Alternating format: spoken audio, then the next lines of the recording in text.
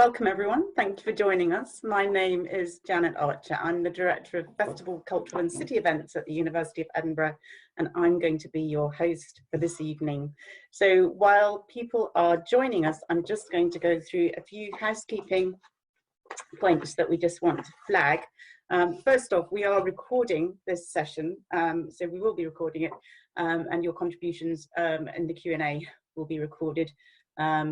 We're going to start taking questions halfway through the session, and you'll have the opportunity to ask questions through the Q&A of our panel members. So welcome everybody, thank you for joining us. My name's Janet Archer. I'm the Director of Festivals, Cultural and City Events at the University of Edinburgh. I'm going to be your host for this evening. I want to say thank you to everyone at the university who's helped make this series happen, especially the Festivals, Cultural and City Events team. And a special thank you to the artists, creative academics and cultural leaders who are contributing as panelists across the series. I'm really humbled by the incredible bunch of people who've agreed to take part in this series. And I'm looking forward to talking to everyone as the series progresses. Thank you too to the Edinburgh Futures Institute, who are our partners for this event. EFI is all about bringing people together to solve global challenges and build a sustainable future, vitally important before COVID, but even more essential now. So this series is taking place against the backdrop of the world's biggest festival city, successful because of its extraordinary community of festivals, large and small. 2020 is the first year since 1947 that the Spring and Summer Festivals haven't been able to take place.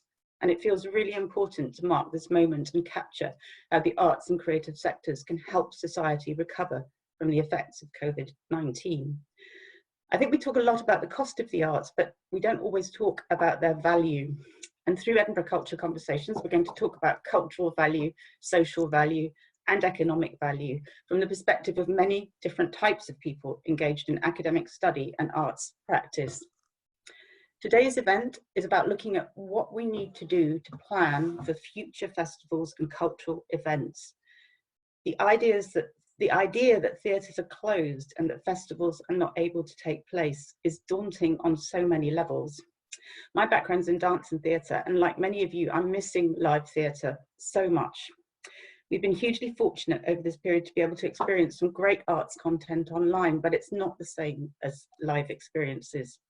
And critically, the economic model doesn't stack up. The forced hibernation of cultural venues is having a profound impact on many people, both those employed by venues and festivals and also on the freelance workforce. About 70% of the UK theatre workforce is freelance, and many in this bracket are falling through gaps in the system and not receiving support during this period, although I know that our panel tonight have got some positive stories in relation to what's being achieved here in Scotland. But the loss of cultural events and festivals is also having a huge impact on cities, especially on the hospitality industry, which makes this a really important conversation, not just for venues and festivals, but for other industries reliant on the arts, including restaurants and hotels, and for the huge freelance workforce that act as a supply chain for cultural venues and events. So against this background, I'd like to introduce my guests for this evening, and I'll ask each to say a few words about themselves. So over to you, Andy. Andy Arnold, who's the Artistic Director of the Tron Theatre in Glasgow. Thank you, Janet. That's what I was going to say, actually. I'm the Artistic Director of the Tron Theatre, where I've been for 12 years now, and I spent about 18 years or so before that setting up and running the Arches, which was a derelict space under Central Station in Glasgow, which we turned into an art centre and theatre. So my aim in life is to direct theatre, make theatre, and to write some, and to enable as many people as I can to do the same. Thank you. And before I move on, I'm just going to introduce Donna Jewell and Greg Colloon from Just Sign, who are our BSL interpreters for this evening. And now I'm going to move on to Susan Deacon, who is the chair of the Edinburgh Festivals Forum, which is a strategic commission that brings together leaders and major organisations with a stake in Edinburgh's festivals.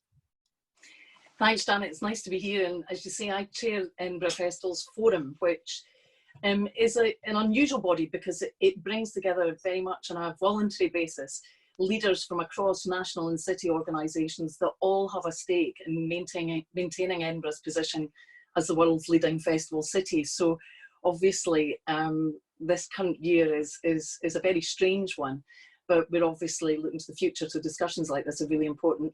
As regards my wider background, it's wide and varied, and I just don't fit in a box, as I've worked variously in education, in business and the public sector, and most of my work over recent years has been in getting people to collaborate and work across different sectoral boundaries. I also have a background in politics, so I tend to connect with that world as well. And if ever there was a time where collaboration is important, then it has to be now. So, and I think where we go from here as far as Edinburgh's festivals are concerned, but around the role of arts and culture more generally as part of that much wider shared challenge that we'll all have in the future is really important. Thank you, Susan. It's great to have you all with us. I'm going to move on to Fiona Gibson, who's the relatively new Chief Executive of Capital Theatre, Edinburgh Capital Theatres, with responsibility for the Festival Theatre and King's Theatre in Edinburgh. Hi, yes. So I joined literally on the 20th of April. So when all this chaos was ensuing, good time to start a new role. You actually find me still in the northwest of England, as I haven't even made it to Edinburgh yet. Prior to this, though, I was the chief exec of the Liverpool Everyman and Playhouse Theatres, and before that, business director for the Octagon Theatre in Bolton. And like Susan, I have an eclectic background of experiences, because I actually spent 22 years working in Accenture, the global management consulting company, running lots of global businesses. But something I was involved in was the Northern Powerhouse devolution work, through working with the local enterprise partnership in Greater Manchester. So I'm excited to come back to Scotland. I am Scottish, and one day I will make it up to Edinburgh to be there with you all. And Shona Mccarthy. Hello everyone, I'm Shona Mccarthy. I'm the Chief Executive at the Edinburgh Festival Fringe Society, which is the organisation, the charity that underpins the Edinburgh Fringe. Prior to that, I've spent 32 years in the cultural sector at the head of Londonderry's UK City of Culture. Headed up Belfast bid to be European Capital of Culture. So I'm very passionate about the possibilities and opportunities that major cultural events offer in cities, both at citizen level and to the artists and creatives who inhabit those places. So good to be here this evening. Thank you, Shona. Gavin, I'll turn to you next. Thank you, Janet. Hello, everyone. Very nice to be here. I'm Gavin Reed. I'm the Chief Executive of the Scottish Chamber Orchestra, which is one of Scotland's 5 national performing companies based in Edinburgh. My background is pretty much entirely in the classical music industry. I started life as a trumpet player in Manchester, spent a long time in Fiona's part of the world now, living and working in Greater Manchester in the northwest of England. Came back to Scotland 2006 to be the director of the BBC Scottish Symphony Orchestra. Spent a decade there working within the corporation, and have been with the SCO since 2016. And I currently chair the Association of British Orchestras, which is our membership association for the entire professional sector, also incorporating youth ensembles, conservatoires. So a trying time for everybody, and I'm looking forward to this evening's conversation very much. Thank you.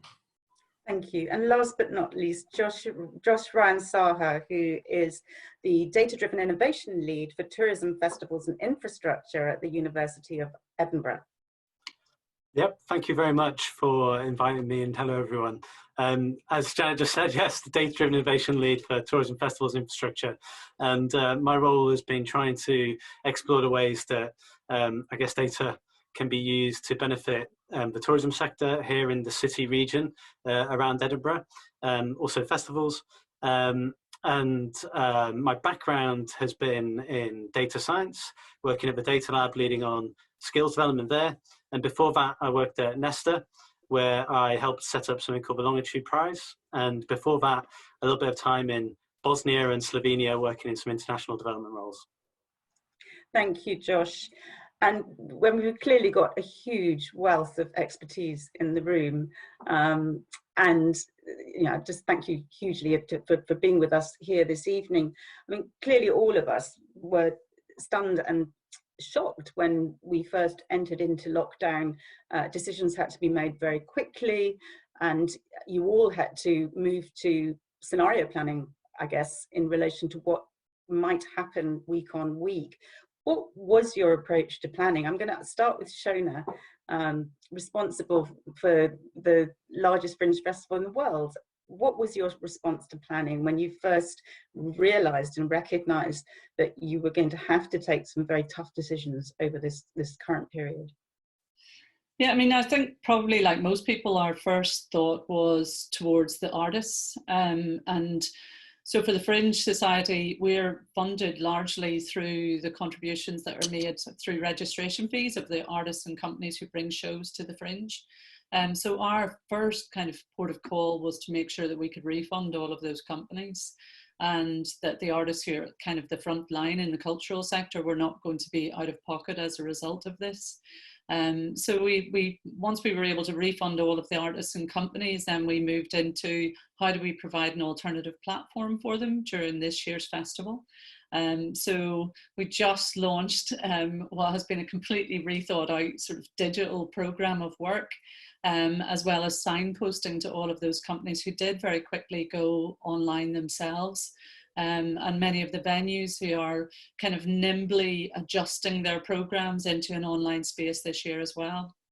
And then straight into fundraising as well. So we've got several initiatives that we've just launched as a means for artists to actually earn an income during this time, because as you said at the get-go, Janet, it's the digital space is one thing, but how to actually monetize that as an artist or a company is slightly trickier. So we've been putting all of our initial efforts into supporting our sector and also lobbying for the new investment that has been so badly needed.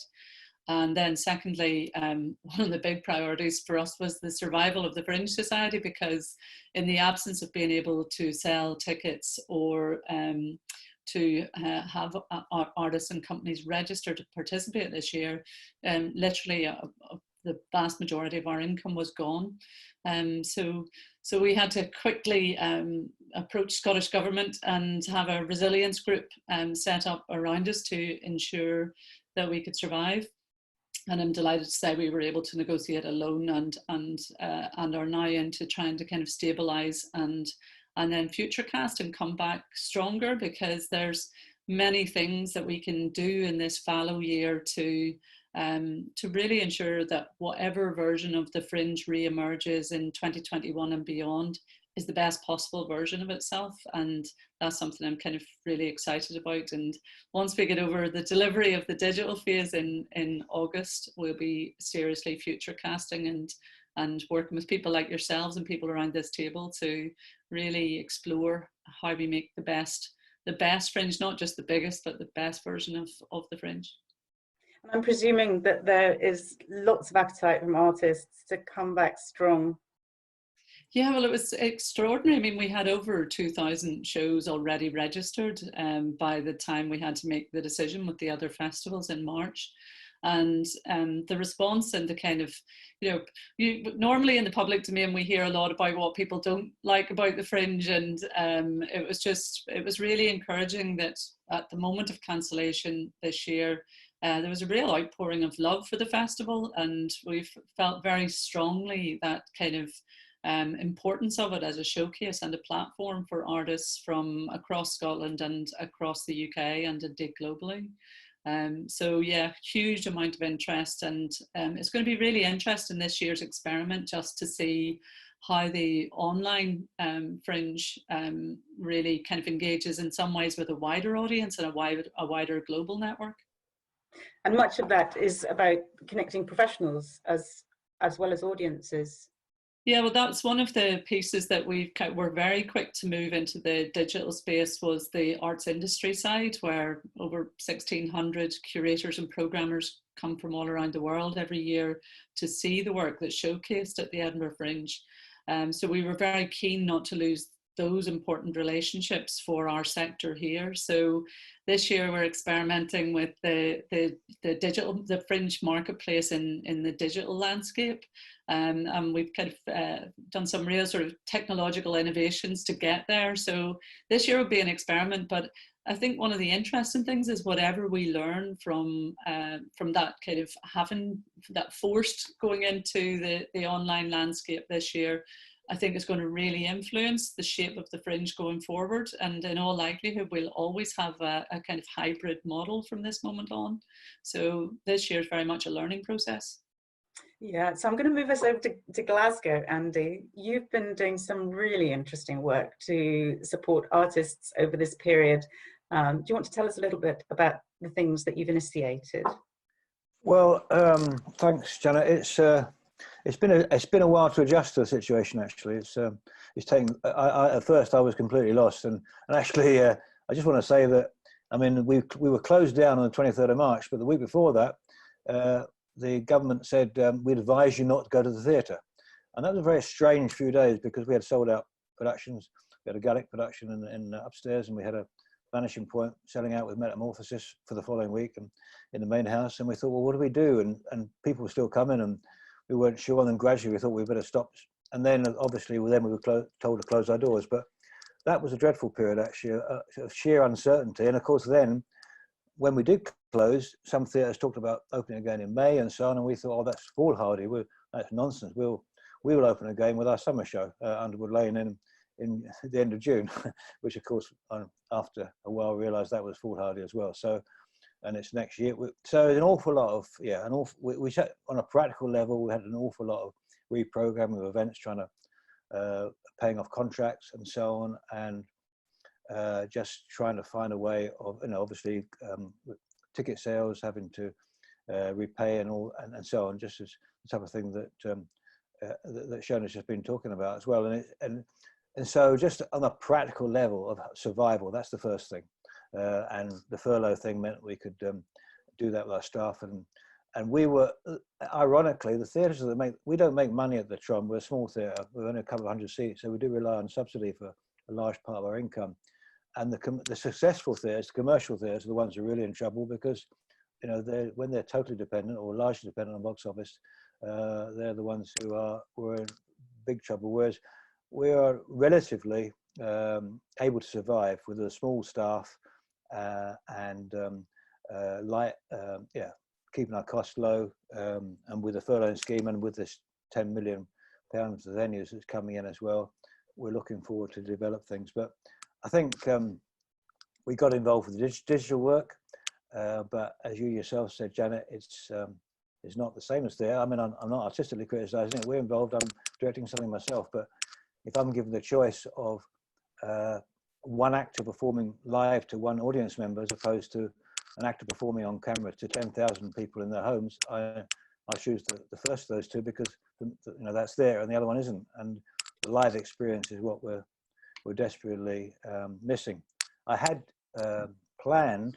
I wrote an article about this in the Scotsman last week. That the situation was for the freelance community was pretty bad before this all happened. And I had already planned in the spring of next year to stage a piece called Actors Only. It's a working title of staging some work on the Tron stage where we have, for that one occasion, we just spent all our money on actors. So we have no production, we do an empty stages and no big production teams or sets and so on. And by that means employing as many actors as we can, quite a large number of actors I'd worked out. And as an exercise, I thought I would find out how many new actors I didn't know in the west of Scotland to come and be part of that season rather than working with the actors I did know. So I put out a call for self-tapes, and I kept it what I thought was a very strict guidelines. There had to be actors based in the west of Scotland. There had to be actors who had a page in Spotlight, the industry magazine, and they had to be actors I'd never met before or auditioned before or cast before. And I received 420 self-tapes. So that made me realize how many people are out there and how many people we have to try and get work for. And that is the thrust of what we're trying to set up. It's very exasperating not being in our building. I mean, even though we can't make theatre in the traditional way, the audience is sitting in an auditorium watching shows, there's other ways we can make work.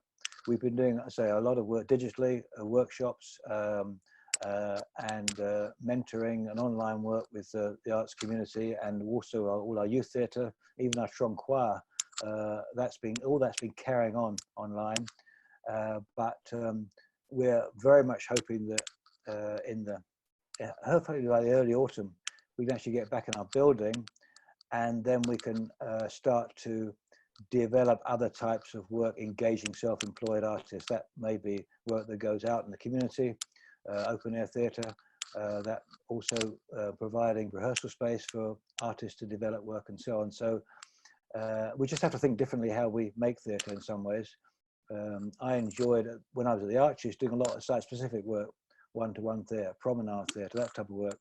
And I'll look forward to returning to that until we're at the time when we can actually have audiences sitting alongside each other, watching a show in the way that we all crave will happen in the not too distant future. So it's, yeah, we're just looking at, I've got a great team at the Tron, and we're working very busily at finding ways of engaging the freelance arts community, because they're very much been left out in the cold through this whole process, very disastrously. It's been very hard for an awful lot of people. Thank you, Andy. And it's good to know that there are ways to do things differently to an extent during this period while we're locked out of venues. But as you say, it's not the same experience as sitting in a theatre with an audience and watching a live show. Fiona, you're calling us in from England, where the rules are slightly different to Scotland. And obviously you've got that as a backdrop in terms of your planning in relation to your responsibilities in Edinburgh.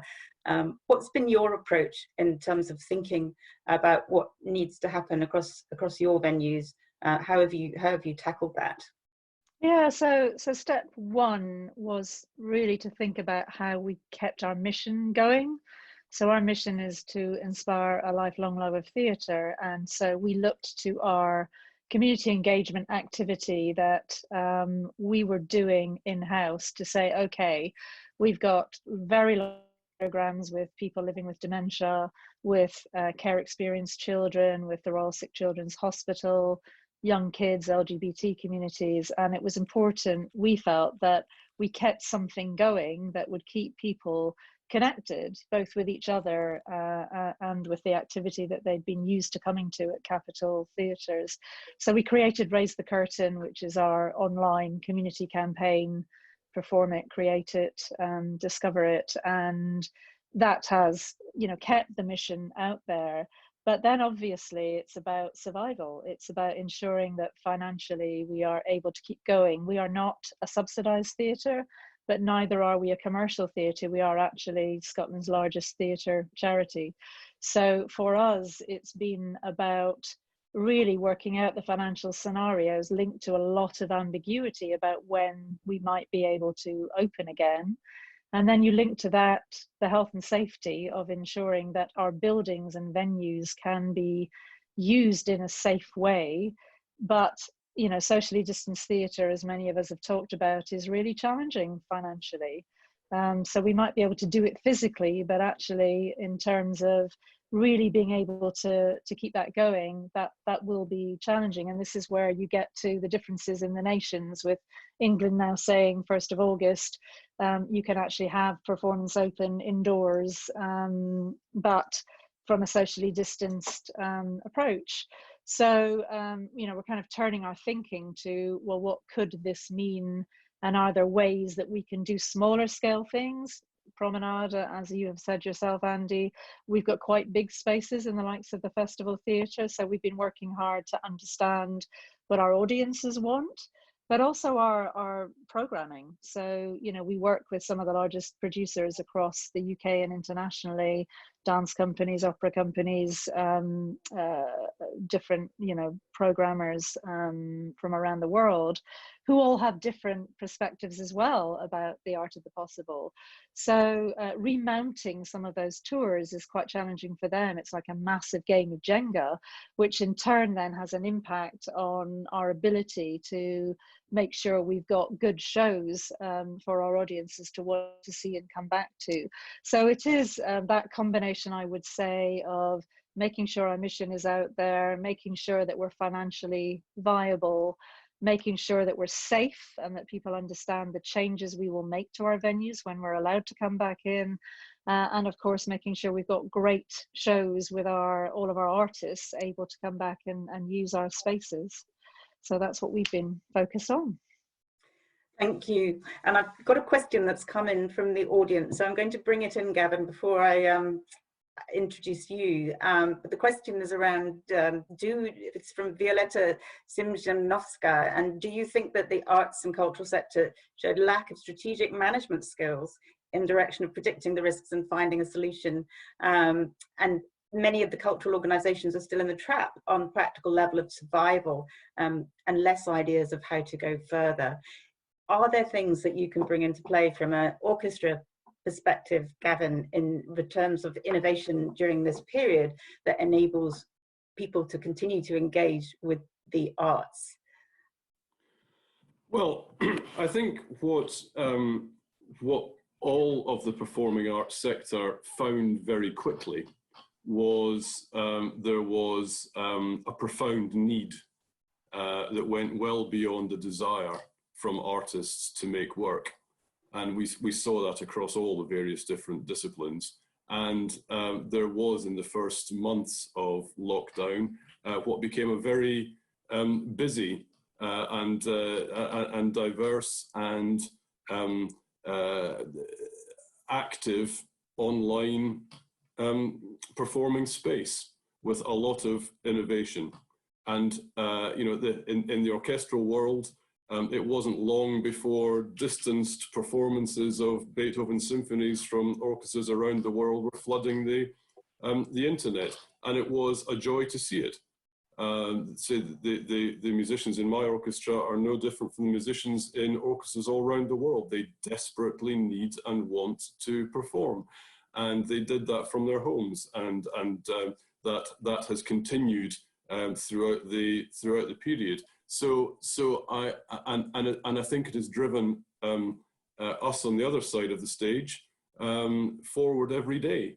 You know, if we have really needed to look for a reason to get on Zoom and to go to work every day from home, it has been to find ways in which our artists can perform again and connect with audiences and provide that astonishing experience that you really only get when you bring people together in a theatre or a concert hall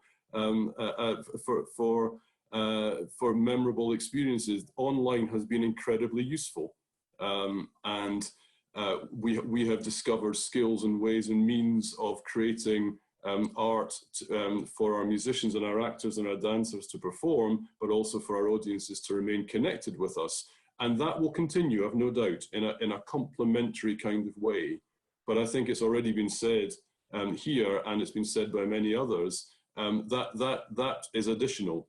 And it's important that we do it, and it helps us to reach many more people in innovative, sometimes very fun, quirky ways. But it doesn't replace the live experience that we all crave. So I think yes, it's been helpful. It will continue to be useful. It will become ever more part of our core offering, I am sure. But I don't think it will replace the live activity that we all say that we all need so much, whether we are on stage or in the audience. So I'm going to bring us on to that, the idea of being in a space, in a venue, again, with artists and audiences connecting through energy, human energy, and we've seen in some countries that people are able to go back into the. I've seen some orchestra examples where musicians are playing together, but in a way where they're dispersed across the concert hall, even sort of taking places in the audience as well as the stage.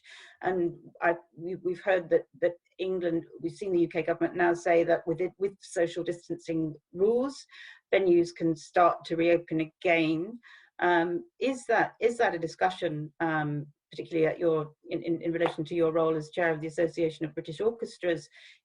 How is that playing out in terms of the UK? What's the feeling and view from orchestras in relation to what's achievable and what's not at this point in time? Well, I think we are going through a process, and I think that process will continue to develop and evolve until there won't be a finite end point, but certainly until such time as we can get symphony orchestras and choruses and large companies on stage in front of a couple of thousand people. What it's throwing up is the need to explore all sorts of different formats, and that actually having the time, if we're looking for positives in all of this, having the time and the space to reflect on what we do and think about new ways going forward has also been of benefit.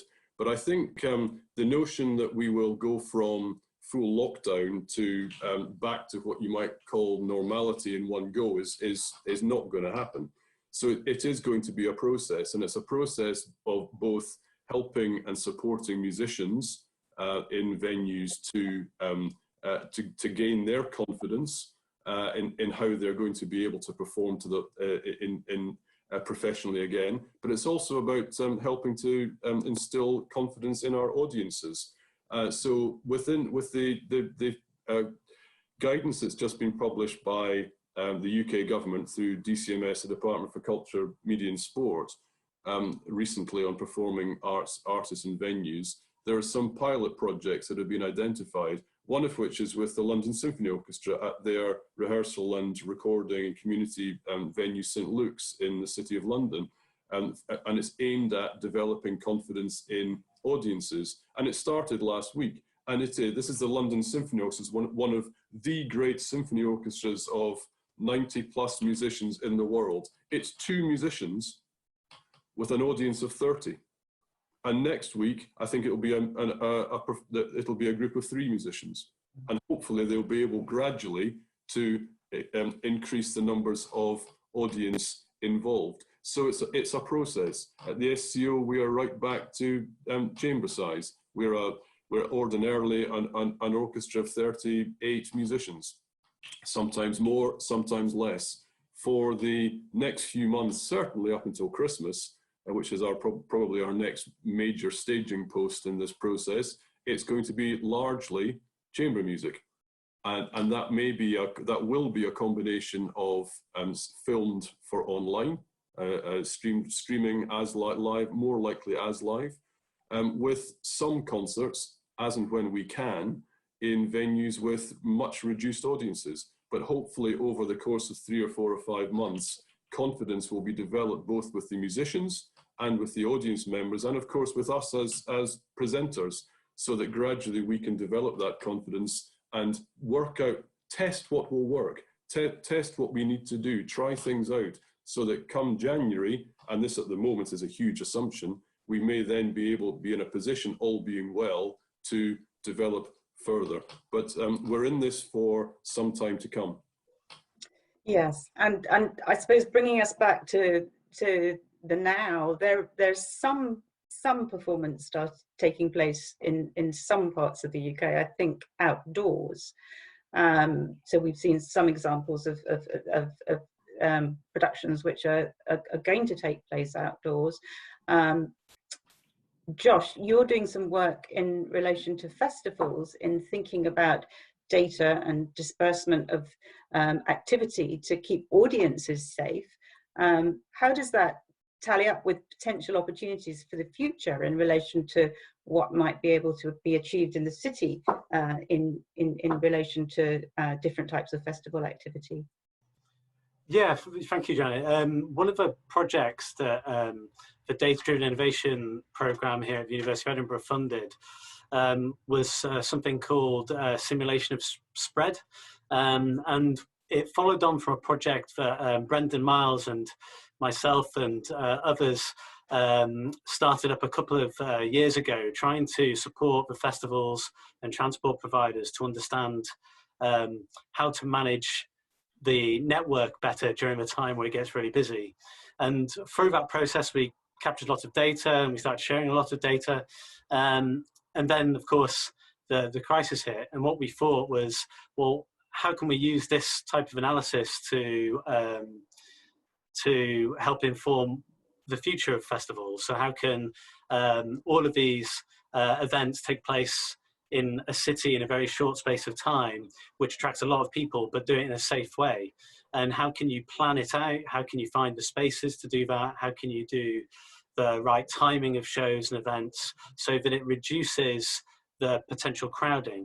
So what we're looking at the moment is data from city Wi-Fi, all anonymous and aggregated, the events data from the list, and also transport data to start to understand if you could predict when a particular place in Edinburgh might get very, very busy and may become a potential hotspot for infection spread.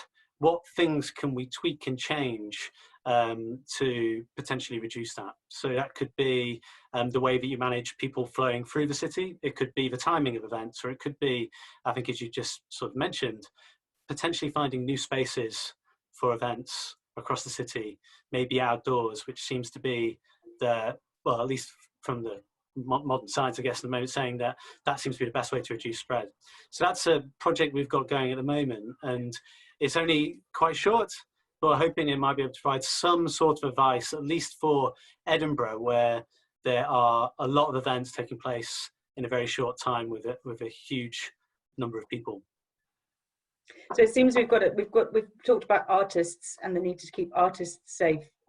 We've talked about audiences and venues. Susan, from a city planning perspective, what are the things that you think we've absolutely got to focus on in this period, where clearly there's going to be a requirement to do things differently for a time at least? What are the things that you think that we need to focus on to continue to celebrate the great value that the arts bring to cities and their lives? Well, I think, you know, one of the really big positives that's come out of all of this, and you know, by goodness, there's huge negatives, obviously, but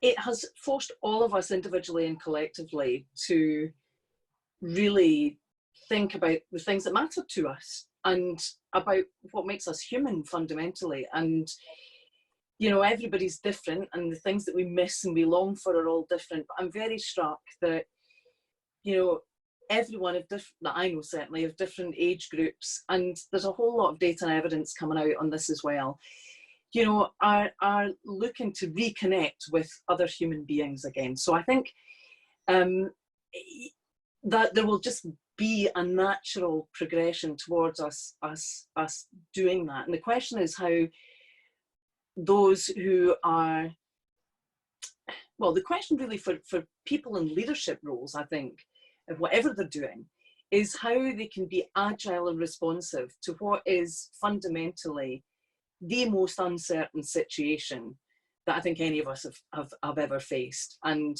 you know, the really clever people worldwide, whether they're scientists or economists or whatever, the really clever ones, I think, are the ones that are just saying, we don't know where this is going to go. So there's something about adaptability, agility, responsiveness that is going to be really, really important. I was very struck in Edinburgh, and Shona spoke about this a little bit earlier on. I was really struck and really impressed and heartened by how quickly both the Scottish Government and the City Council, but other agencies and other partners and people with an interest in the festivals, all responded very quickly to the immediate efforts that had to be made to frankly shore up the core infrastructure that has been built up over 70 plus years in Edinburgh, that has created just this wonderful array of festivals and events and cultural activities that are known and loved the world over.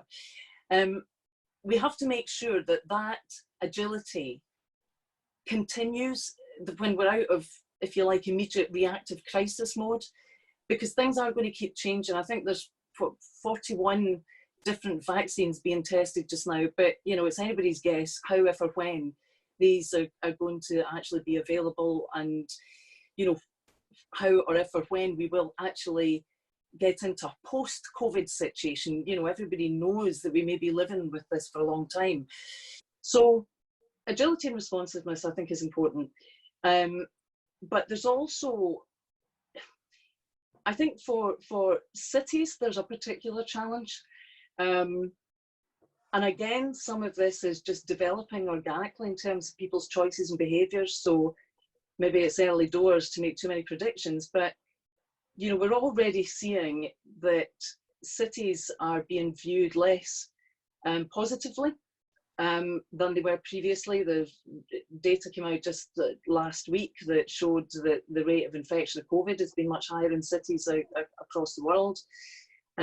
There's some interest in early signs in, for example, Edinburgh, well, Scotland's property market, and I think this is mirrored elsewhere, that people are showing an increased interest at living outside of cities. So cities are really going to have to think about how they renew and adapt to this new world that we're in. And I think you really need to polish the jewels in the crown. And for Edinburgh, our festivals and our whole cultural offering, you know, absolutely is a whole massive giant jewels in that crown. So there is a really pressing need to think about how we do work collectively, but while going with the grain of where people themselves are going in their behaviours and their choices and so on, but how we build back up these fantastic offerings that we've had, albeit in a different shape and form. You know, we've talked a lot about the online experience, but you know, let's be honest about it. I mean, most people now, even young people, you know, are getting pretty desperate now to be away from screens, you know, so it's fantastic that there's been so many creative things done online, and, you know, a lot of these will live on into the future in terms of being part of a more kind of hybrid and blended offer, but they have their limitations. So, so I think we need to think big, and we need to make sure we keep our ambitions big, and as I say, be able to adapt and be agile for this really uncertain period that lies ahead. Thank you, Susan. And yeah, I mean, I think online clearly has its limitations. I would much rather be in a room with all of you and our audience right at this very moment just now. But there have been, I want to give a shout out to some of the great things that have been put up online. So I think National Theatre of Scotland's work has been tremendous, and I've really enjoyed the Scotsman sessions. So lots of things that I think are there for us to enjoy, and also the opportunity to see work that we just wouldn't have had the chance to see in other parts of the world. But I want to go back to that point about cities and cities changing and people choosing to live differently. Is that really a thing? I'm just interested in what other panel members think of that. Andy, from a Glasgow perspective, what's your take on that? Well, I love Glasgow, and I'm not going to move out of it, I don't think. I think obviously, yeah, the virus is strongest in cities because that's where most people live, and that's the nature of city life. And you know, without being too cynical about it, I think there's far more chance of me getting mugged outside the Tron or coming off a motorbike, weaving in and out traffic to get to the Tron than there is of anything else. But I think you know, you have to balance that desire maybe. And I mean, there's great virtue in wanting to get to live away from the cities and away from everything that goes on in them. But at the same time, city life, I think the people who live in the cities enjoy that. You know, the infrastructure is there. That's why they live in cities, because you put up a lot of inconveniences living in cities. It's a lot cheaper and everything else to live out and about. But to be able to go to arts events, to culturally engage in a vibrant place. And I mean, obviously, I'm prejudiced towards Glasgow, but I mean, Glasgow is a massive arts and literary community, and it's. I think we're all waiting. A lot of us are waiting for the day when we can re-establish that. So, you know, this. Yeah, I think we've all been damaged by this, and I'm sure there will be a hesitancy amongst a lot of people of returning to cultural life, to particularly things which, you know, which involve people being very close together, whether it's there or it's nightclubs and all the rest of it. But beyond all that, I think the cultural life city is so vital that yeah, long may it continue. So Shona, I'm going to come on to you in a moment, but just before I do that, I'm just going to acknowledge some of the points that are coming through. So question here around the type of work that's being made by artists that are reflective of the pandemic. So that's Hazel Lambert. We've got a session just on that coming up. So I'm going to ask you to come to our next event to talk about that. We've also got some questions around copyright and IP, thinking about the implications for artists online. Again, that will feed into other sessions. And then a point here, Shona, from Lily Hughes, saying it's great to hear the Edinburgh Fringe putting the financial well-being of artists at the centre of its response to lockdown. And will the Fringe continue to prioritise the well-being of artists as it plans for future festivals? Well, there's a short answer to that. Yes, absolutely. And again, you know, I just say I think this is a real opportunity actually to look at the things that were less successful about the festival, look at the things that we were already paying our attentions to. And I think in cities generally, and I know across the festivals landscape in Edinburgh, we were all already looking to issues around the environment, sustainability, reduction of print, equity of access for people of all backgrounds. These were all the kinds of issues that we were already focusing our attention on. I know from the Fringe perspective, our focus was very much on one more show, not two more feet, because we were reminded of that, just the scale of impact in the city. So I see this as an opportunity to actually accelerate some of that agenda as we go forward.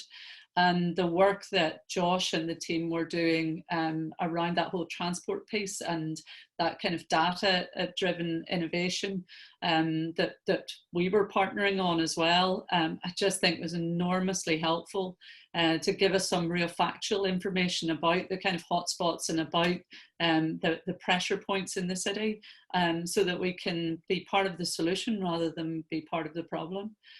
So I think the direction of travel was already there for so many of us in the cultural sector, and I see this as a kind of accelerant. And if anything, probably the biggest challenge for all of us is that we were so far, the arts pushed down that road of having to commercialise and having to develop commercial streams of income, and we were all, I think, looking around this room, incredibly successful at that. But when a global pandemic hits, it suddenly kind of exposes all of the cracks and weaknesses. And so I think there's a debate to be had about ongoing investment in culture that is more meaningful than it has been in the past. And so, yeah, and certainly from our point of view, it will be, as the Fringe returns in 21 and beyond, all of our focus will be on how do we provide the best possible experience for the artists and performers on the stages. Thank you. Josh, you had your hand up. Yeah, firstly, I'm really sorry, Shona. I should have recognised the Fringe straight away and then just completely didn't. The International Festival were involved as well. No, I think it's a really interesting change in cities around how people are using them. So, you know, when lockdown was in place and in a more strict way, and you could go out once or twice a day, you'd explore what was on your doorstep in a much more, well, just much more deeply, I guess. So I'd go down I live up at Granton in Edinburgh, and I'd go to the beach at Wardy Bay. I say beach, I mean, it's tiny, but it was absolutely packed in a good way, because there was people exploring and experiencing things on their doorstep. And I think that's going to be a potentially interesting opportunity for performances and cultural and creative work, I guess, which is how does it sort of tap into the new localhood, the new neighbourhood, what people want to see close to them. Thank you, Josh. So I had a question around audiences and how do you think audiences will feel about coming back to venues? When will they be ready to do that? We've also got a question from the audience coming through here in a similar vein. So question for all of the speakers. I'll start with Fiona. I'll give you a heads up. Are you guys confident in the recent stage of reopening policy in Scotland? And do you think it's a dilemma for us to attract audiences which would also attract the virus from a variety of countries? And how are you balancing your expectation and risk management? So that's from Freddie Chan. Yeah, I mean, we've done a number of audience surveys about what would it take for you to come back to the theatres, and the key kind of headline items that people say they want to see are social distancing of some description, timed entry, so changing your in and out processes, obviously hand sanitizer, one-way direction, but also it is about the kite mark. So we've got this good to go kite mark that is UK wide, which Scotland is also participating in, and making sure that the venues are all following those rules and guidelines and demonstrating and being assessed as having done so. Those are the things that audiences want to see and that will bring them back. So we also asked the question, when would you be willing to come back? And at the minute, they're saying in about 4 months' time. That's when we would be willing to say, in the main, I will feel happier. Now, obviously, the backdrop of this has got to be the vaccine, any local resurges, and all of those things.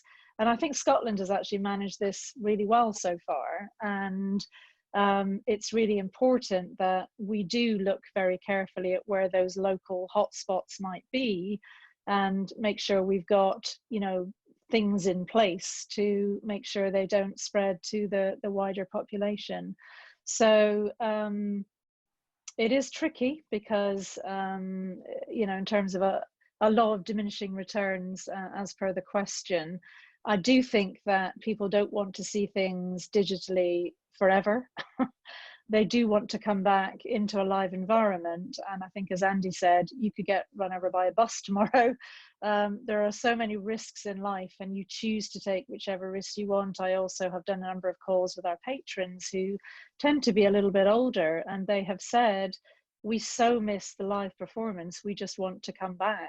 So as long as you provide an environment that we trust you, and I think that's a really important word, it's making sure that all of us are trusted as places that will look after our audience members when they choose to come back, and put all the right things in place. You know, that is the best that we can do, and hopefully will encourage people when it's right to come back.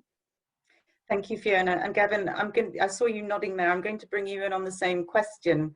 I would echo everything Fiona has said. And I mean, clearly the government guidance is something that we're waiting for up here. DCMS has produced from the UK government. And that's going to be a terribly important benchmark. And where organisations are able to put on activity, and I guess I'm thinking of the subsidised sector, which has in some cases the opportunity and the financial ability to put on smaller scale socially distanced events, and that might be easier in the music sector, and it's something certainly within the classical sector that we are all looking at very carefully. If we're talking about fairly large venues with a very small number of people, it makes no economic sense, and it makes no economic sense for a lot of organisations.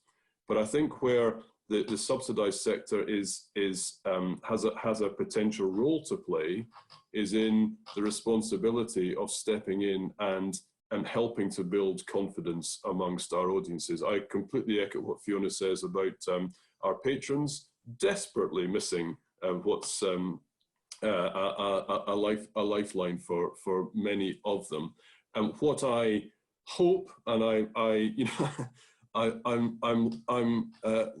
trying to live as optimistically as possible at the moment, is if I put on some chamber music, present some chamber music in the autumn to an audience of 100 people in a hall that would otherwise take 1,000 people, and their distance, and we get the guidance and the support and the sanitization, probably also putting on 1 hour, 1 act shows, which avoids the need for toilets and going to the bar and the interval and everything that ensues.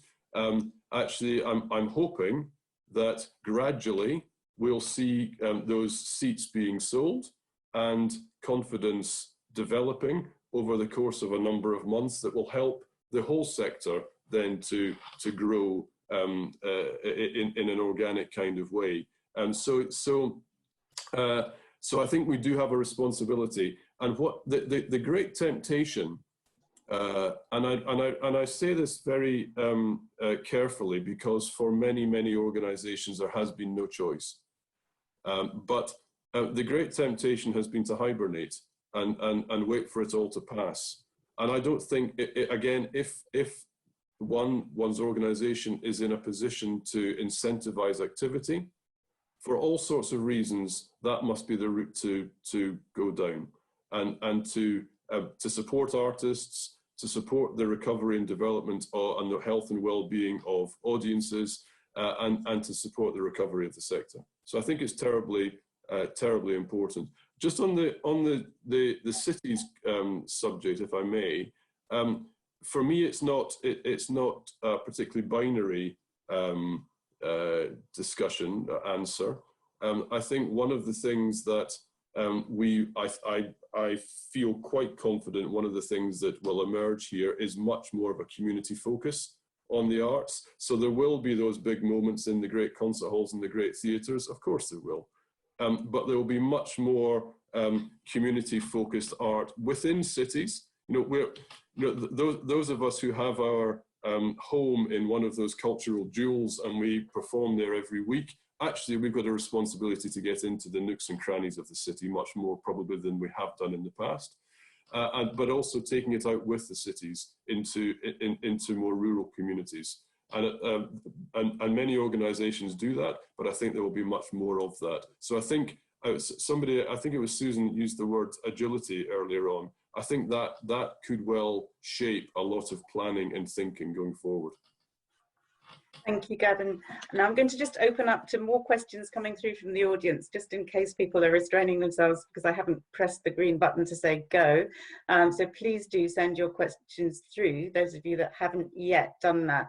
I mean, it seems to me that a theme that's run through consistently is that everything's different depending on what scale and size you are, whether or not you're a commercial entity or whether or not you receive public subsidy. There are lots of very complex and different challenges and some opportunities depending on where you sit in the overall arts ecosystem. But good, Gavin, to hear that there's some things happening. In fact, I was talking to one of our panelists who's coming in on an event going forwards, the very wonderful Corinne Polwood, who is playing for her neighbours right now in her streets. And I heard the brilliant Leonie Bell, who's just taken up a post as the new director of V&A Dundee, and she was on one of these Zoom calls a month or so ago, and she was talking about the wonderful work that's going on at street level in terms of creativity, where great people are coming together, or great artists are coming together with communities and opening up their artistry and their talent in different ways. So keeping that vein of creativity going at a very local level. But of course that isn't necessarily sustainable unless subsidy is in place, and not everybody's able to do that. I'm going to move us on to a question from me really. So just focusing on critical issues going forwards in terms of planning. So if we imagine that we've moved on a few years and what will we need to have done in order to get to that place in a as positive a way as we can, taking into account all of the challenges that we've reflected on? Are there things that need to be, going back to that early question about strategy, are there things that need to be put in place now in order to safeguard the future? Who wants to take that?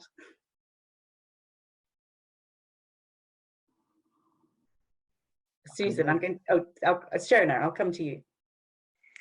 Well, Andy had his hand up, so I'm happy to kind of let him speak first. Okay, Andy, over to you. Oh, well, no, I was just from the point of view of how we run our theatres. I think, hopefully in a few years' time, we will have sorted this problem. But I think we have to think about how we stage work. I would love to, for example, I think some theatre are better able to do that than others. Where you've got, for example, I'd love to the Tron to have an auditorium where we could put all our seats back out and have an open space, because, or to even find another space we can put perform work in, where audiences can watch a production which doesn't involve them sitting alongside each other. And we know that there's plenty, over the many years, there's been some wonderfully exciting theatre companies and arts companies who produce work on that basis. It's very exciting audiences as well. We know this at the Edinburgh Fringe. Often the most popular productions are where audiences are taken on a physical journey or to an interesting, unusual space. And so we have to think differently maybe about how we make our performance spaces, just in acknowledgement of something that may be with us for many years, as well as the one-way routes and so on. But I think audiences just coming back and not being too nervous about things and traveling and so on. I think people will alarmingly get back very quickly. I've just driven back from the north of Scotland this afternoon, stopped off on the A9 at the House of Bower, and you wouldn't think there was any pandemic. The place is jammed. People not social distancing, everybody buying things, and it's extraordinary actually. It's quite, in some ways, it's quite alarming, but I think people will adjust to, I think, very quickly going back into auditoria. But nonetheless, I think it provides an opportunity for us to think about how we present art differently, and that's very exciting. And we've got a point coming in about travelling to venues and how can audiences take into account the factors surrounding travelling to venues and supporting patrons. Is that something, Fiona, that you have thought about, or indeed Shona? Are there things that the Fringe is thinking about in terms of how people might access things in the future? Yeah, I think that some other cities in Europe have put in place things like, I would call it equivalent to our dial-a-ride type thing. So, bus pickup things that are much more door-to-door and that are very, socially distanced in terms of how they are set up, is how some other cities have done it across Europe. The other thing I would say is, obvious things like parking suspensions, allowing people to use their own transport, and other things other cities have done. Liverpool, for example, has put in a lot more cycle lanes. They've just literally siphoned off the road and put in much more sustainable routes into the city centre for people to either walk safely or cycle. So I think it's those kinds of things that cities are thinking about, and I'm sure we could think about in Edinburgh as well. Yeah, I mean, I just think there's lots of things that we can do. Everything from reducing the transactional stuff, because that was one of the things I think came out in the National Audience Survey that's a real concern about the handover of money or the handling tickets. I mean, there's nothing to stop us aiming to go ticketless within the next year or two. There's nothing to stop us kind of having absolute contactless payments for everything. So there's very practical things like that, right through to I mean, I think we didn't have enough time this year to kind of really explore how performance could happen in a different way in the Fringe landscape. And we didn't have the licensing or permissions either. But I was really struck by, you know, in the early days, you saw scenes from Italy and Spain of people performing on their balconies in housing blocks. And where I live in Leith, there's literally a natural courtyard in the centre of our flats, of the blocks of flats that I live in Leith. And it's kind of occurred to me so many times that's a perfect social distancing space for a performance to happen in the centre of that courtyard, and the audience is naturally surrounding in the, you know, in all of the flats. The challenge there is, how do you monetize that so the artists get paid for their work? So I'm looking at Josh here, because I'm kind of throwing that as a kind of real world piece of research that the University of Edinburgh could weigh in with. But you know, I do think even if a vaccine is found, that this is still going to have instigated a real change in how we work, because having now been exposed in our lifetime to a global pandemic of this nature that has affected us all, it would be naive to think that that may not recur again in the future and in our lifetimes. So I think we're going to have plan Bs and plan Cs going forward, and I'm kind of really interested in exploring those whilst we have this time, so that if this ever did occur again, that we'd have ways of still bringing art to people. Gavin. I think yes to all of those practicalities, and you know, in the classical music world, and it's the same for others here, we plan years ahead, and we tie a season up, a year up at a time, and put it away and publicize it and put it on sale, and then we're thinking 2-3 years ahead. In other art forms, it's even more than that. And what's been challenging but fascinating is thinking about what we might be doing in a few weeks' time, and reimagining and being forced to think in a much more flexible and sort of spinning on a sixpence kind of way. And I think that's positive, because it sparks off a whole load of different ideas and different ways of thinking, and it comes back to that agility and flexibility, and as leaders, our comfort with attitude to risk, and our comfort with complexity. And I think we're going to have to think a lot about that as we go forward. But aside from the practical issue, I think that when we get musicians and audience back into a concert hall on any scale for the first time, the atmosphere is going to be absolutely electric. I think it is going to be astonishing. And what I hope, in many ways more than anything else, is that we can capture that and keep that sense of excitement every single time. So in 2, 3, 4 years' time, when hopefully we're looking back on 2020, and thank goodness we're over it, we don't slip into a comfort zone again. And I think if we can somehow bottle that energy, which we all have, and it's pent up at the moment, but at some point it's going to come out, it's going to burst out. How do we keep that, and how do we, because the other thing is, I think everybody here knows this. I'm sure everybody watching and listening knows this, but there's something very, very, very precious at stake here. And it's slightly too easy to take it for granted in the good times, and we suddenly realize what we might not have. And again, how do we keep hold of that, because it's very, very precious. Thank you, Gavin, and well said. Josh, you had your hand up a few sentences ago. Yeah, no, it was just a quick point about that agility. I've been working a lot with the hospitality companies that have just been opening up, and the booking windows insanely short. So you're going at the moment, if you want to do a rafting tour, you used to be sort of 2 or 3 weeks in advance, and now it's, can we do it tomorrow? And if they can't do it tomorrow, we'll call someone else. And it'll happen within this industry as well. And I think that sort of agility is really, really difficult to plan for, especially with the monetization problems which have been discussed. So yeah, I think that's going to be an extremely difficult challenge to grasp. Thank you. So we've got a question here looking at tickets for events. So many people have postulated that a lottery system for tickets could work.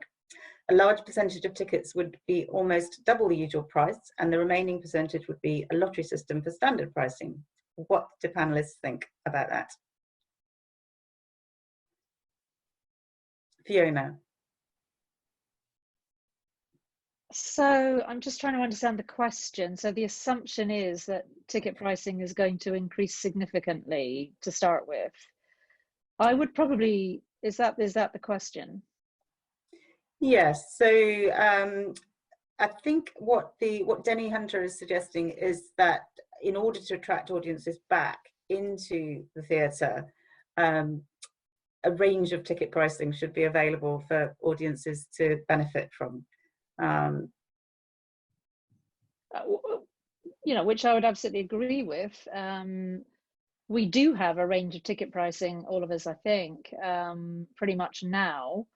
If the implication is that prices are going to increase because we have to recover all the financial losses we've made during this year of closure, I would probably question that, because I'm not seeing that that is actually what people are planning at this point in time. And I think that we have to make sure that ticket pricing is still accessible and that we still have the range of ticketing prices so that everybody can come for all the reasons that Gavin's just articulated so well. It's so important that people feel that, you know, culture is still for them and that they can come back and see it. So I guess I would question that first premise about the tickets are going to be so expensive that we need to have a lottery process in order to make it accessible. That would be my observation, I think. Yeah, and another point here from Dale Bilsland, who's just stating the fact that there's a diminishing return with live and recorded streaming, and a comment really as someone who in normal times attends lots of live performances in its various forms. I'm catching less and less streaming, so clearly people want to come back to the live and enjoy live performances in the very way that Gavin expressed. It's really important to people. I mean, much work is taking place across the world right now. This isn't just an Edinburgh problem or a Scotland problem or a UK problem. This is a global challenge, and there are many initiatives taking place across the world to maintain access to cultural engagement. What kind of strategic initiatives should cities be putting in place right now? Susan, I'm going to come to you. What should we be doing to both preserve but also to reset cultural life in our cities? I think we have to be careful about how much can be driven or should be driven from the top down. I mean, we've been working through a period where we've all got very used to sort of tuning into daily press conferences from our nation's leaders, however you define nation for this purpose. We have the joys in Scotland to have multiple leaders we have to listen to in all of this. But we've got very used to sort of taking that guidance and that sometimes almost direction. And in fact, it's been quite comforting at times that you know, we've all been following that advice. But you know, I think part of exiting out of lockdown, if you like, is also just to have a bit more of a free flow of human behaviour and choices in all sorts of different ways. So I guess I just sort of slightly question, you know, just how much it is possible to plan and I mean, there are obviously, you asked about strategic initiatives and so on. I mean, and other people have commented on some of the things that are going on in different places just now to make cities not just more welcoming for the future in a sort of post-COVID world, but also to accelerate the pace of change around a lot of issues to do with sustainability and environmental considerations and so on. So clearly these are the kind of things that need to be done. But I think, I just come back to the point, I think some of this will just grow and develop organically and to some extent be market-led as well. You know, and I just want to maybe, if I may, just make a connection with some of the earlier bits of the discussion. You know, we've talked a lot about how the creative community and creative artists and independent artists and so on need to be supported now and in the future, and that's hugely important. And you know, I'm pleased about the steps that have been taken, both by public funders, but also others in the discussion today have been doing so much at their own hand. But you know, I just think the economic imperatives at a much broader societal level are just going to be really profound in the months ahead. And the comment that I think Gavin made earlier about, you know, a lot of organisations being in hibernation, you know, I think we will all collectively have to come out of the hibernation that we've been in. And I think the big question for the future for all of us, and it's going to be a real challenge, is the questions are really about scale and pace. You know, how quickly can we build things back up again? How much are we going to be able to grow? You know, if you just take Edinburgh's festivals alone, you know, it's often said, but it's true, you know, that the numbers in the past have been second only to the Olympics in terms of visitors and so on. But jobs, you know, there's around 7,000 jobs supported by the festivals. And I don't think we talk enough about the joiners, the printers, the taxi drivers, the cafes, you know, who are utterly dependent on these large events and so on, unless you think I'm just being overly Edinburgh focused. You know, look at Glasgow and look at something like the Scottish Events Campus, for example, which at the moment, you know, is still home to a temporary hospital. The scale that Scotland has developed in, you know, large events is, you know, we've so punched above our weight in the world, and that has powered all sorts of aspects of the Scottish economy, and frankly given people jobs. And I think there's been a bit of a false dichotomy in some of the debate over recent months that's kind of posited lives v livelihoods in all of this. You know, and I think that debate is, and that public discussion is becoming more nuanced now in recognition of not just the impact of lockdown, but, and I'll borrow Gavin's word again if I may, but that sort of hibernation phase that we've been in. And I think it is important to be cautious in terms of how things are built back up, whether you're in government or whether you're running a theatre. But I also think we have to be aware of the need for us to reboot both our economy, but also our lives in many respects. And I worry, sorry if this sounds a bit negative, but because I think there's opportunities in all of this too. But I do worry about youngsters, like, you know, again, coming back to the reach that Edinburgh's cultural offer has. I mean, the festivals touch more than 90% of the city's schools. You know, we've very successfully, or lots of other people, not me, excuse me, have woven culture into the DNA of generation after generation in this city. You know, and I think we need to get that back and up and running again, because, you know, our young people are going to need an awful lot of support in the future.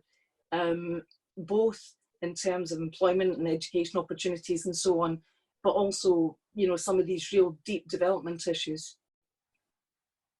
Thank you, Susan.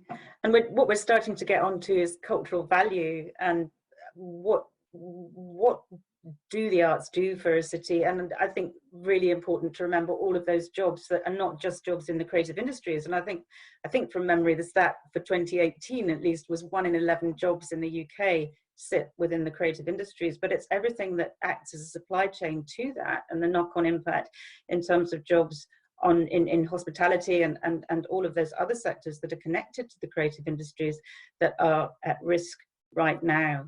And so I completely agree with you. It's really, really important to reboot the creative sectors as quickly as we possibly can. Are there examples in other countries, in other parts of the world, where we're starting to notice new ways of doing things that we could benefit from? Does anybody have any examples in relation to how this really critical issue is being addressed elsewhere?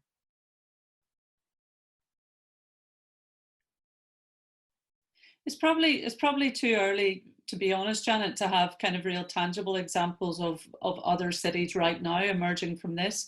But I think to my own background in the Cities of Culture initiatives, and I suppose one of the things that really occurs to me is that when those initiatives happen in cities, the creative people and the people from the cultural sector are brought to the decision-making table because culture is in the front foot for once. And I suppose one of the things that really occurs to me is sometimes the cultural sector can be set up as this thing that is subsidised and is just looking for money from the governance bodies.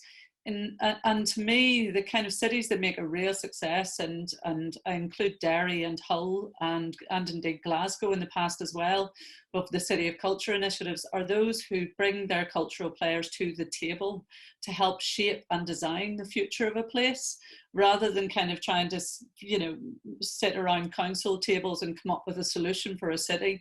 Bring the cultural people in, bring them to the table, and we can help co-design a better way forward, instead of just seeing us as being something to fund or something to give money to and to kind of go away. And I think there's just a real opportunity, especially with a lot of those kind of freelancers and stuff that Andy talked about as well, that there's a lot of young designers and creative thinkers out there who could actually help problem solve for a city out of this, and I don't think there's any of us around the table who don't want to see Edinburgh or Glasgow come out of this in kind of real serious recovery and be much better cities even than they are now, but we'd like to be part of that process. So I think now is a moment for creative discussions, bringing people together and having cultural and creative people at the table when it comes to designing a way out. And everybody, I think, has said this is a period when much reflection has been taking place, and still yet there's more opportunity to do that innovative thinking, to really think through how things can happen in new ways in the future.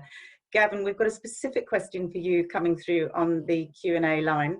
It's from Bruno Hendricks, who is saying, going back to the point about audiences being electrified when orchestras can perform again in large venues with limited capacity.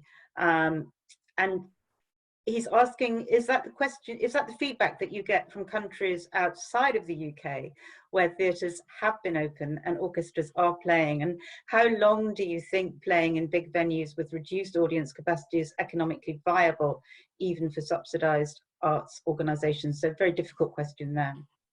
I wasn't referring to any specific examples from other places or countries when I was talking about that, the electrification of the arts. It just feels to me that there is a lot of pent-up energy, and there are lots and lots of presenters and artists and venues and interested parties who are spending day after day after day multiple scenario planning, having many different ideas and thoughts, and can we do this, and we can't do that, so let's try this, and at some point something is going to work of scale, and that's going to create that that energy.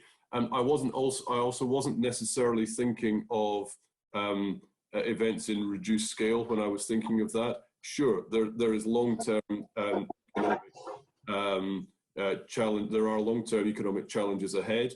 Quite early on in the lockdown process, a number of the people that I talk to on a regular basis all came to the same kind of place in their thinking, that, you know, that dealing with the immediate crisis was hard, very hard. The longer term challenges could well be even harder, could well be much harder than those that we were dealing with in the early days of cancellation and looking after the immediate problems. And I think we're in a period now of such uncertainty, such complexity. There's perhaps just to borrow an old phrase, some signs of green shoots of recovery here and there, in a small scale. Hopefully they will develop. But I think the leadership is just beginning. The leadership challenges are just beginning, because it's going to be next year when levels of public funding are going to be challenged, when the trusts and foundations that so many of us rely upon are going to be either challenged with what they can give out, or they're quite naturally going to be repurposing a lot of their funding streams in different directions. Corporate sponsorship, which has taken a long time to recover from 2008, but recover it is doing, particularly in Scotland. I think there will be enormous pressure on corporate sponsorship. And so I think in many ways that the economic challenges are still ahead of us. Thank you. And then one more point from an audience member, which is from Freddie Chan. So question to all speakers. We're not going to have time to ask all of you this question. You'll be relieved to hear. But question around this, well, noting the huge success of National Theatre Series, worldwide successful case in UK theatre industry, should we be producing more high quality video production and selling it to a global market to boost up the UK theatre industry? Fiona, I'll ask you to respond on that one. Yeah, I mean, actually, I can respond to this from my time at the Everyman and Playhouse Theatres, as we looked at this very carefully, even before COVID, because, you know, so many theatres are looking to go digital and trying to copy NT Live. I think there's two things that we felt in the end. The first one is, you know, NT Live has a lot of resources sitting behind creating that wonderful engine that they have. And so they produce extremely high quality work. For general theatres, regional theatre especially, throughout all of our nations, that would be quite a big ask. And there is something amazing called film that does that extremely well. And we felt, actually, back to Gavin's point, which is the experience of a live environment is very different to the digital experience, and purposely so. I heard a neuroscientist talk about something called emotional contagion. I love that definition, because what it means is you're sitting in an environment where everybody is experiencing something together, but actually experiencing it in very different ways. And then there is the conversation about it, and that's what brings the live excitement and emotional contagion, if you like, about it. So I think that in the end, live performance will still survive right into the long term, as it did after the bubonic plague in Shakespeare's day. Andy, you were nodding there. Well, yeah, I mean, live theatre goes back to the ancient Greeks, doesn't it? And I think I've watched some of these national theatre things, and I don't enjoy them myself personally, because it is a different art form. And A Man and Two Governors was seen by millions of people, but to me, they were performing it in a theatre of 1,500 people, and they were shouting at each other because you have to project. But on screen, I thought they looked ludicrous, actually. And there's something about, there are obviously some theatre does work on the screen. I think you know, Lungs, for example, conversations and pieces like that. There was a wonderful Royal Court actually piece, Cypress Avenue, was online, and that worked very filmically because it was like watching television. But the real theatricality can't be replicated any other way than the live experience, and you know, that's why it still exists. Yeah.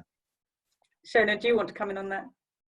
Yeah, I mean, it's one of the things that we're experimenting with this year as a part of our arts industry platform. So I think where it really does have its uses is to show really good quality video production to those kind of promoters and curators from around the world, but only as a means to then taking the live production back to be programmed in their own spaces. So that's where I see it as having real value and real use as a kind of global marketplace for the arts. But like Andy and Fiona, I'm not a great lover of trying to watch theatre on a television screen. I agree that that's what movies are for. Yeah, and I guess we're just in that period just now of making do. Although there have been some really interesting and great things online. I've certainly been enjoying some of them. Some of the dance things, and we haven't talked about dance very much, have been just terrific. I think it was Dutch National Ballet had a beautiful duet, which was socially distanced with a dancer in a tutu that was precisely 2 meters in the circumference, dancing with a dancer on stage in a live way, and it was beautifully executed and very moving. But still, I think all of us are hungry to be in the room again together, and hopefully it won't be too long before we're able to do that again. So some really fascinating themes have come through this conversation, and as per the last one, I wish we could carry on talking, but we've run out of time. Gavin said the leadership challenges are just beginning, and I think that's probably a fair assessment of where we're at. It feels as if hope is important, that just keeping our eye on that cherished memory that we all have inside of us in terms of why the arts matter, and all of our respective various experiences of beautiful things that have helped us in different parts of our lives feel really, really important.